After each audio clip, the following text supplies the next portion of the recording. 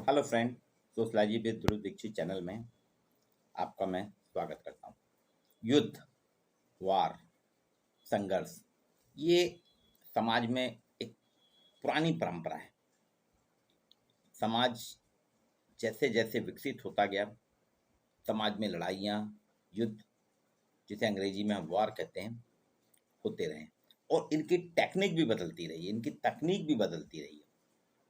युद्ध के तौर तरीकों में निरंतर बदलाव होता गया है और आज तो स्थिति ये है कि प्रत्येक देश अपनी अर्थव्यवस्था का एक अच्छा खासा पैसा युद्ध सामग्री और सेना पे खर्च करता है, जिससे कि भविष्य में कभी भी कोई स्थिति बने युद्ध की तो संकट ना आए। आपने देखा होगा कि लगभग 5 महीने हो रहे हैं, 4-5 महीने हो रहे हैं, फरवरी एंड में स्टार्ट हुआ था यूक्रेन और रूस का युद्ध। करोड़ों अरबों रुपए की सामग्री, सैन्य सुरक्षा, सैन्य सामग्री बर्बाद हो गया। यूक्रेन पूरा बर्बाद हो गया, लेकिन युद्ध चल रहा है। भारत में भी युद्ध चले हैं। भारत के तो हम देखते हैं, हमने अंग्रेजों से लड़ाई लड़ी, फिर उसके बाद पाकिस्तान का युद्ध हुआ, चाइना वार हुआ, फिर कारगिल वार हुए। ये सारे युद्ध एक कड़ी में भी कुछ दिन पहले हमने कारगिल विजय दिवस मनाया था। आज मैं आपको बताता हूँ कि युद्ध के जो टेक्नोलॉजी बदलती है, उसका एक नया नमूना अभी हमको देखने को मिला। ये है नया युद्ध का एक नया तरीका आया, युद्ध की नई टेक्नोलॉजी आई है, हाइब्रिड वॉरफेयर।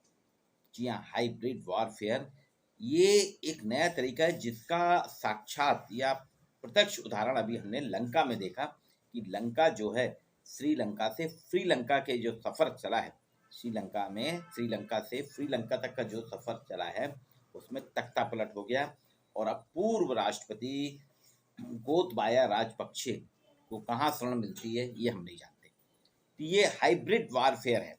लंका में जो युद्ध हुआ उस पर अगर आप देखें तो वो हाइब्रिड वारफेयर था, तख्ता पलट करने का एक नया तरीका है। हाइब्रिड वारफेयर क्या है, इस पर आपको बताता हूँ। युद्ध के दौरान गलत सूचनाएं देना, इकोनॉमिक मैनिपुलेशन करना, साइबर युद्ध करना, अनियमित युद्ध का लड़ना, जासूसी, छद्म तरीकों का इस्तेमाल करके कूटनीतिक दबाव जैसी तमाम चीज़ों को एक साथ किए जाने की नई पद्धति या नई टेक्नोलॉजी जो है युद्ध की, वो हाइब्रिड वारफेयर कहलाती है। ये युद्ध की एक नई उभरती अवधारणा है। हम शत्रु पर गैर सैन्य तरीकों से वर्चस्व कायम करने की आधुनिक पद्धति कह सकते हैं इसे।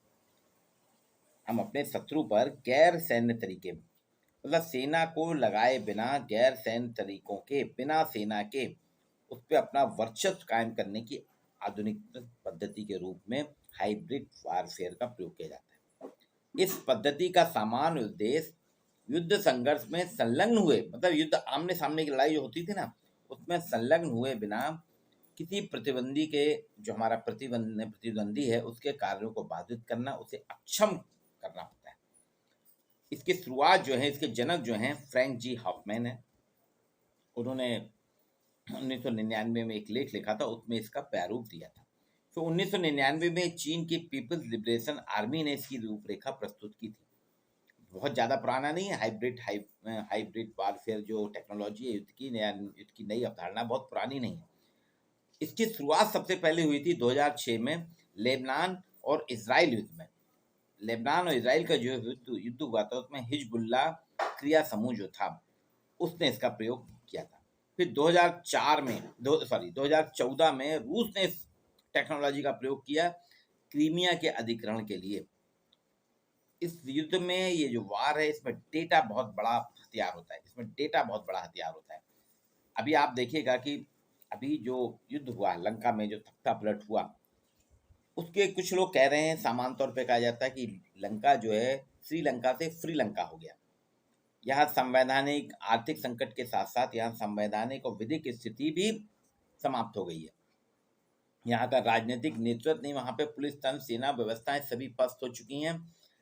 कुछ कहते हैं चीन की विस्तारवाद नीति का प्रतीक है ये। किसने कहा था लंका को कि सिर्फ जैविक खेती करो, और उसके लिए भी चीन से कथित जैविक उर्वरक आयात करो। इसमें बहुत अच्छी चर्चा की है पांचजन में, ज्ञानेंद्र बर्तरिया ने, तो उसको पढ़ेंगे आप, देख तो बहुत सी चीज़ें स्पष्ट होती हैं। वो कहते हैं लंका के सीमा शुल्क अधिकारी जिस जैविक उर्वरक को लेने से मना कर दिया था उसी को ले रहे हैं सरकार।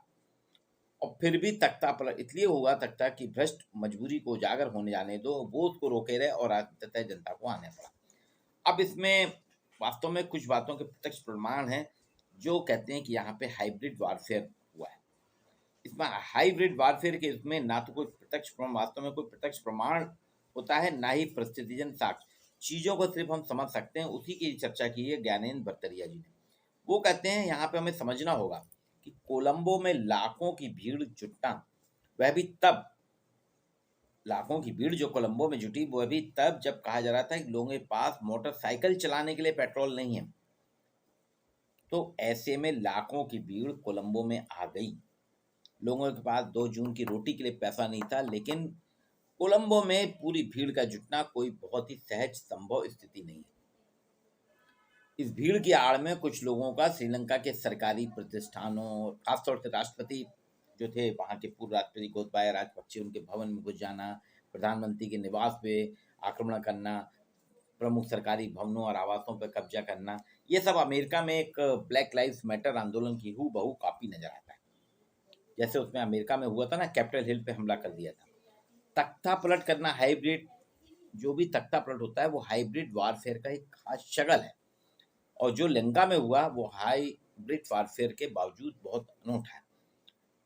खुद अब वहाँ की संवाद एजेंसी ने खबर दी कि सारा खेल जो है सिर्फ कुछ दर्जन एक्टिविस्टों ने रचा था, जिसके मूल में एक कैथोलिक पादरी थे, एक बड़ी विज्ञापन फर्म थी जिसमें डिजिटल रणनीतिकार और एक लोकप्रिय नाटककार शामिल थे। उन्होंने तंबू में शिविर लगाया, रोजाना घंटों रणनीति पे विमर्श किया। तो तय है कि किसी ने रणनीति बनाई होगी तभी तो तख्ता पलट हुआ है। लेकिन असली खबर यह है कि अब ये लोग खुलकर प्रेस के सामने आए और कम से कम एक परत सार्वजनिक हो गए। खुद उनके शब्दों में ये 50% पूर्व चिंतन था।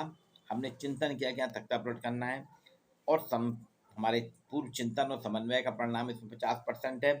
इसके साथ साथ उनका कहना है 30% लोगों की इच्छा थी और 20% भाग, हम भाग के भरोसे थे 20%।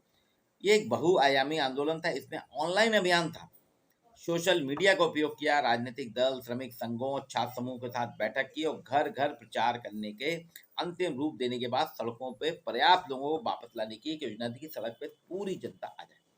ये 50% था, जिसका परिणाम कोलंबो में लाखों लोगों के सड़क पे उतर आने के रूप में निकला। पुलिस के साथ झड़पें हुई, कर्फ्यू वापस लेने के लिए बात किया, प्रदर्शनकारियों ने सरकारी इमारतों पर कब्जा किया। सब कुछ एक स्ट्रेटजी के तहत हुआ, एक रणनीति के तहत हुआ। जैसा कि पहले टुकड़े टुकड़े में विद्यमान स्थानों में और भी जगह हुआ, वैसे ही हुआ।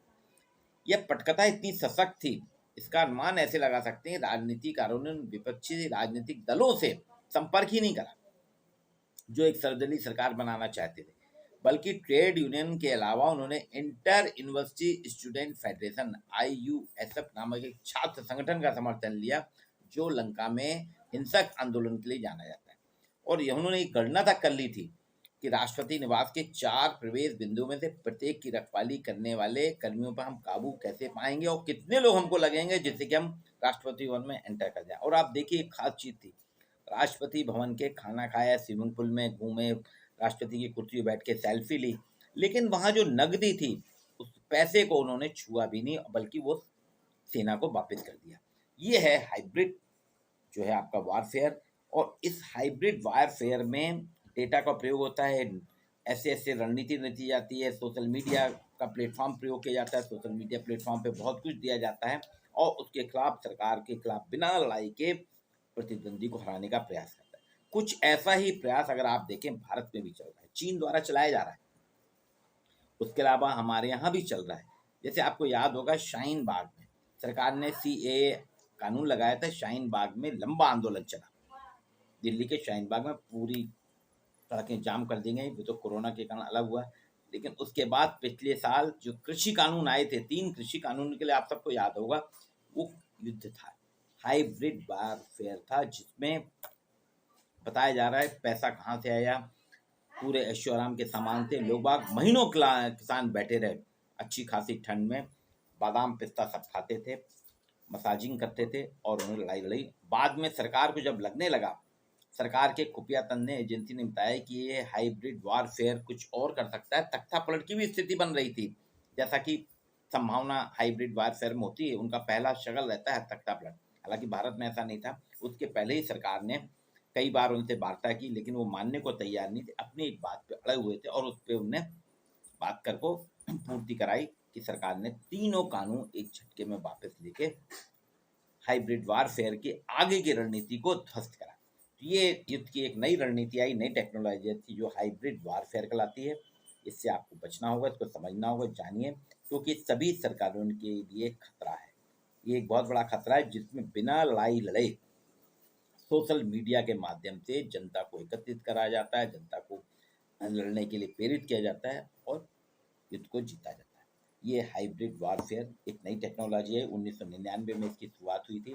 इसके लिए इसके जो जनक हैं फ्रैंक जी हॉफमैन हैं, उन्होंने करा। फिर 2006 में लेबनान इजराइल युद्ध हुआ, फिर 2014 में रूस ने क्रीमिया का अधिग्रहण किया और यही स्थिति अभी लंका में हुई है कि लंका में तख्ता पलट। आज के लिए इतना ही। मेरे वीडियो को लाइक कीजिए, शेयर कीजिए, चैनल को सब्सक्राइब कीजिए। आपको ऐसे ही नई नई जानकारी